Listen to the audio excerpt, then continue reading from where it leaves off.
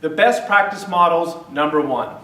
The first practice model I want to talk about that I have seen that's successful is called the boutique practice. Now that's my name for it, not yours.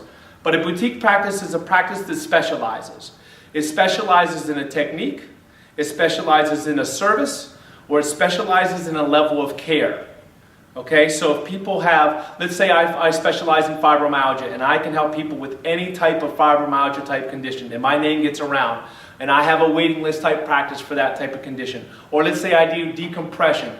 Or let's say that any type of weird problem that's medically not diagnosable or has been diagnosed but the person doesn't get better, I can treat that. There's so many techniques, I don't want to get into those, but it's the idea that you have a level of service or a technique or a different type of service that has a value to it that's above and beyond a, quote, normal chiropractic adjustment.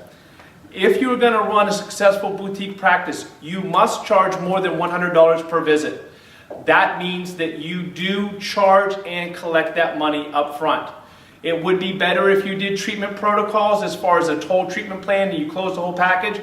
But for some of you who run strong boutique practices, the patients come regardless if you get them to prepay or not.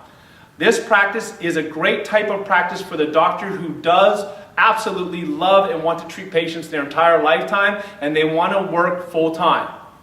Now, sometimes you start out that way, but as time goes on, you realize, hey, this is tough and it's not actually where I want to be. You can transition out of a boutique practice, but it is a difficult practice to maintain if you have any type of physical conditions, you get sick, or you want to take a break. So the plus points is that you can have a high quality of patient care, but you're going to have a lower volume that you're going to be able to see because you spend more time with those patients. But at the same point, you don't have to have a lot of staff so your overhead can stay low. So you can have a nice profit margin in there. The only problem with this practice that I see is that you are married to it and there is no real way out of that type of practice. Dr. Brent, over and out.